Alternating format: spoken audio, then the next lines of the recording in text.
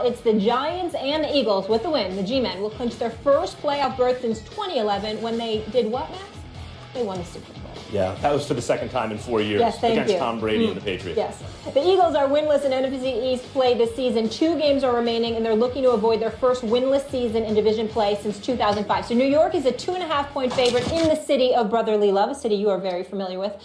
Mr. Stephen A. Smith, who wins this one? Well, I'm going with the Giants. I don't think the Giants are going to lose this game. game. Yeah, you are. Big blue all day, baby. I don't think it should be hard at all. I don't give a damn that Lane Johnson is coming back from his 10-game suspension. I'm not in panic mode about the New York Giants because of the Philadelphia Eagles. Lane Johnson is not going to help their running game, but so much because there's questions as to whether or not these guys can truly get it done. And Ryan Matthews and Darren Sproles, even though Darren Sproles has tried and proven, that hit that he took last week, I'm wondering whether or not his faculties are still in order. Don't get me started with the receivers. As far as I'm concerned, you only got one in Jordan Matthews. If you're Nelson Aguilar, this dude was put on, he was on the active list and still got benched on a team that don't have wide receivers, and that's the position that he plays. Do you have any idea how embarrassing that is? So I'm not concerned. And then when you look at it from that perspective, it was nice to see a tight end sighting from the Philadelphia Eagles last week or so. Their defense obviously is not stout, but it's not poor. But when you look at the New York Giants, the number 3 ranked defense in the NFL, number 6 against the rush, suspect against the pass, Carson Wentz threw for 364 yards the first meeting against them. I don't anticipate that will happen again. This is a game where the Giants need to win every single game because the NFC playoff picture has not been decided. The Eagles are on the outside looking in. They're playing with house money. If you are the New York Giants and you have a concern, that's basically it. They have nothing to lose, so they'll take chances. They'll veer away from conventional wisdom. They'll do things that are unpredictable. But for the most part, that's about all you have to worry about. If the Giants are who some people think they are, this should not be a difficult evening. It could be tough for a little while, but you should be able to handle your business with relatively no problem. Giants, 30. Eagles, 20. Well, that covers the spread. They're only 2.5-point favorites. They're on the road, so they're saying that it's still not touchdown favorites. It's not like a blowout type game, even though the Eagles have a terrible record and the Giants have a great record this year. This is a divisional rivalry game that, as a Giants fan, I can tell you, when I see the Cowboys on the schedule, I'm not sweating it. When I see Washington on the schedule, I'm like, good. When I see Philadelphia on the schedule, damn. That is the team that has been the bane of my existence as a Giants fan throughout my life watching football, especially especially in the last 20 years. I don't even know what the record is offhand, but I know that they always play the Giants tough even when they're not good and the Giants are good. And Lane Johnson does make a difference. Look, with him, they were a ball control team that was among the best in football, not just in terms of wins and losses, in terms of point differential, defense, time of possession, all those kind of indicators, like how the Cowboys are nowadays, that tell you that's an actually good team. You say, well, why? How could it be just one offensive lineman? Well, it's the best offensive lineman. It allows them to run the ball, which sets up the pass, and they become a different team. Here's the good news for the Giants. The Giants, as Ty Schalter has pointed out on 538.com, ESPN, do well against ball control teams. Look at the Cowboys. Look at the Lions. Look, those teams, Giants are okay. It's the aggressive downfield teams like the Pittsburgh Steelers that have given them problems. The Eagles fall into the former category. They are a ball control type team when they're going well. If Lane Johnson is effective, and again, he's coming off 10 days, hasn't had time to develop chemistry with everybody, gets thrown right into the fire. So the Giants should be favorites in this game, and I do like them to win, but I think it's a close, tough game.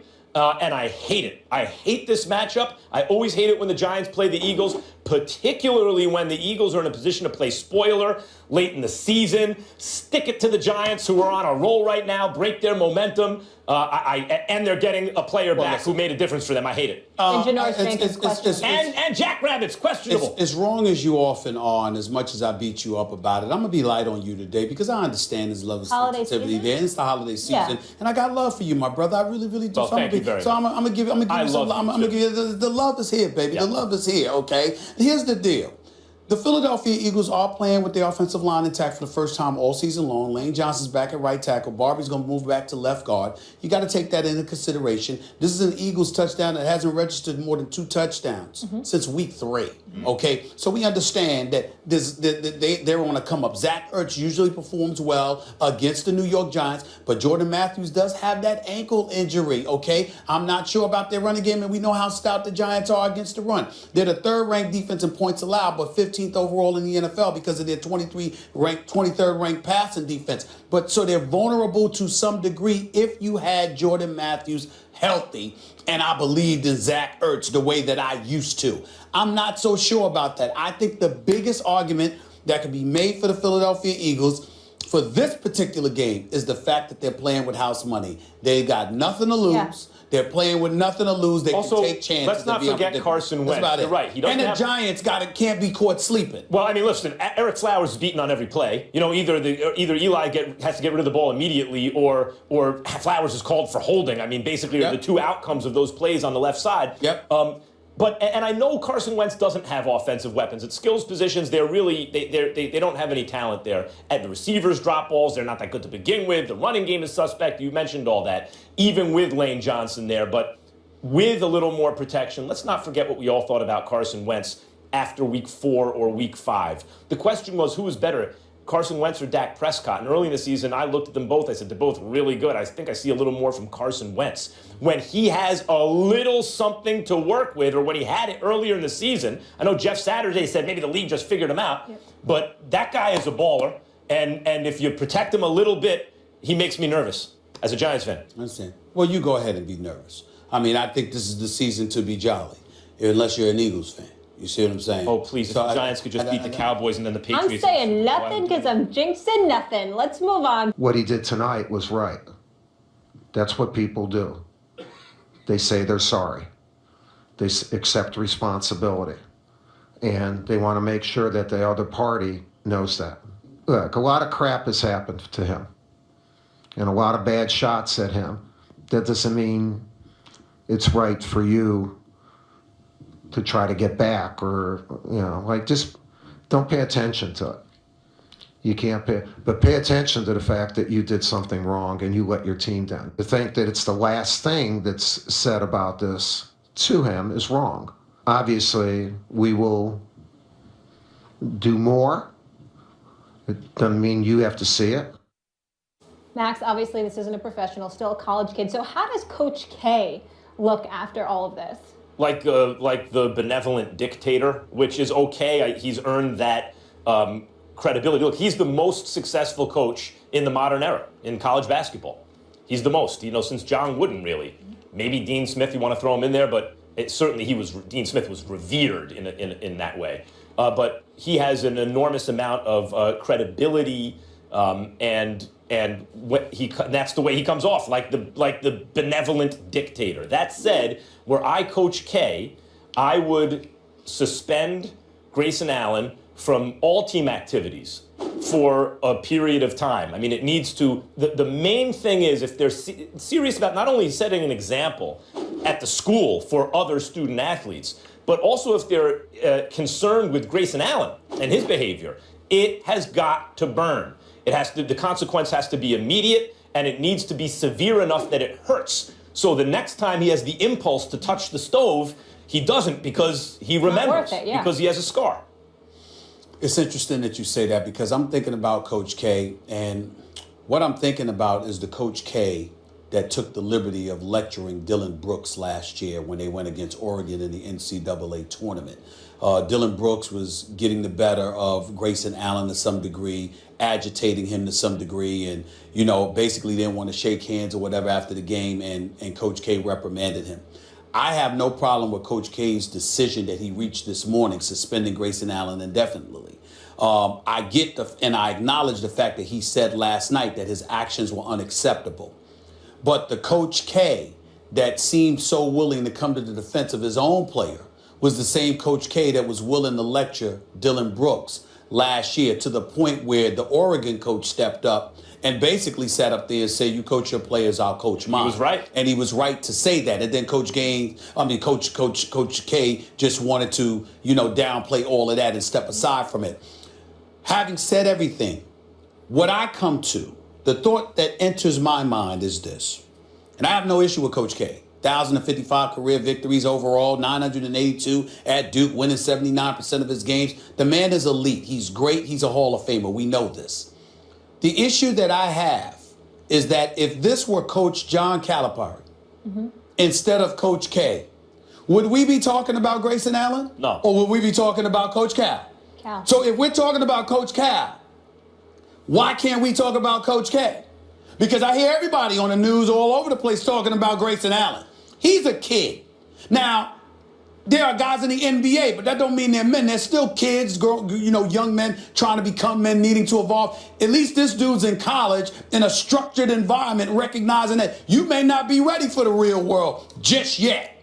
But Coach K, the grown man, the winner within, even though he's not the one that wrote that book, the guy that has accomplished so much, my issue with him is that his actions about Grayson Allen are not consistent with what his actions were about Dylan Brooks. And so you can ask the question, Max, why that is. But last point is, again, if this were John Calipari, we'd be all over him. You're the problem. And your players are just indicative, or they're emblematic of a bigger and realer problem, which is you, John Calipari. But far be it for any of us to say that about Coach K. No, what's good for the goose is good for the gander. We're going to let Coach K off the hook. If something goes down with John Calipari like this, I don't want to hear a word. I want to talk more about that point. I think it's a good one. First of all, Dylan Brooks is not on his team. I know. So when we look at college coaches and it's wrapped up in this idea that somehow it's for the good of the student athlete generally. No, it's not. They're looking out for their guys. And when he lectures another guy and the other coach tells him, worry about your own players, that's right. Worry about your own players. So let's look at how Coach K worries about his own players. Here's what's damning about this as it relates to Coach K, who, if he feels like he knows best, and he knows better than everyone else about how to handle this, his track record, at least in terms of winning, suggests that he's right. But in terms of the character of young men, this is recidivist behavior. So if this is your best player... Did you say recidivist? Yes, that means I don't have my dictionary on me. You do it again. You do it Pattern. again. Yes, recidivist. Like, someone goes to jail, they get out, they go back in. I suspected that's what it meant, but I wanted to make sure. My vocabulary is getting so much better since you're on I just wanted to make sure. I appreciate it. I just wanted to make sure. I'm elevating my vocabulary. Stephen A. doesn't have a small vocabulary. He just plays that guy on TV sometimes with me. Listen, he's helping the civilians like me over here. I just need to know. But the point is that kind of recidivist behavior, you have to question. If that's your best player, Coach K, and ostensibly your leader, supposedly, your leader. I knew that one. I learned that one last month. I learned that one last month, but go ahead. And if he's your leader, and he's done this twice in the past, and this is an issue, why did it come up again? In other words, that is damning of Coach K. Your best player and supposedly your leader has done this twice in the past, and it happened again. You're absolutely right. If it was Calipari, that the story would be Coach Cal, but the story somehow here is not as much Coach K. Let me play devil's advocate for a second and take the coaches out of this. I get that he's a college kid, but he is 21 years old. So at some point, don't you think he needs to be responsible and police himself and know better? Wait a minute. Yes, but that's why I brought up what you saw on the bench. Because when you see what I saw on the bench, that's not immaturity. That's something else. He seemed out of control. And when it comes to you being out of control, that was a meltdown. When it comes to a meltdown, your age doesn't matter. Because now it's about there's a problem. Yep. And it looks like there's a problem. The reason why Coach K is a different subject, Max, is because of this. Look, Coach K is the coach of Team USA basketball 3 times over. It's going to be Greg Popovich now. He did it in 2008, 2012, 2016. I've been on the record, as much as I love me some Coach K, I always felt it gave him an unfair advantage over other college coaches. Coach K is the closest thing to untouchable in college basketball, and I'm saying, you touching him? He needs to be touched on this one, and it's rare because Coach K is close to perfection. But if you're not going to get on a Coach Cal, and others, you listen, you can't give him a pass because of what Max said.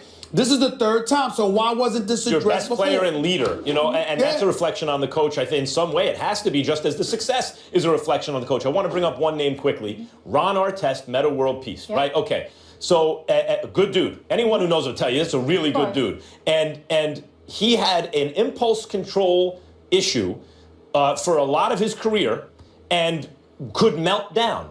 And he has taken steps to address that and has worked on himself and has talked about mental health, etc., and has transformed himself. I'm sure he still struggles with it, from someone who that was a major issue to someone who is really a role model in many respects now. And so that can be done. Behavior can be changed, if only on the margins, if people work on themselves. But if they're never forced to do it, really, if it's just lip service is paid toward it, they won't do it. It's really important that this is addressed. But getting back to Coach K, because he's Coach K, there are times where he himself, and I mean no disrespect because God knows I respect him, but there are times where he comes across as a bit above. No, I know what you mean. Holier than thou, yeah. And it's like, and I've seen him that way in protecting his own players, but I've also seen him that way against former players of his own. Elliot Ness. Who dare I say, have have given opinions about his program that have been somewhat critical. It will be real interesting to see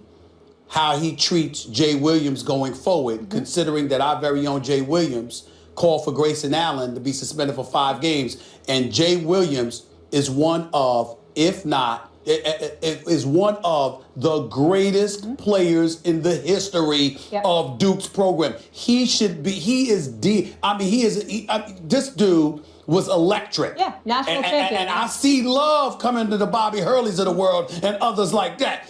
I don't see nearly as much love. Even to Jay Billis, I don't see nearly as much love being accorded to my man Jay Williams. I could be wrong. I'm just talking about what I see through my eyes during the time. I don't see While it. we're talking about good dudes, another good dude. Yep. And speaking of, so Grayson Allen suspended indefinitely. It'll also be interesting to see what that means in terms of games he will actually miss, which will continue. And Molly, I don't know if you know, I'm sorry to regurgitate, Jay Williams was a bad boy. I do. I mean, this brother was off the chain. It is known. Jay Williams.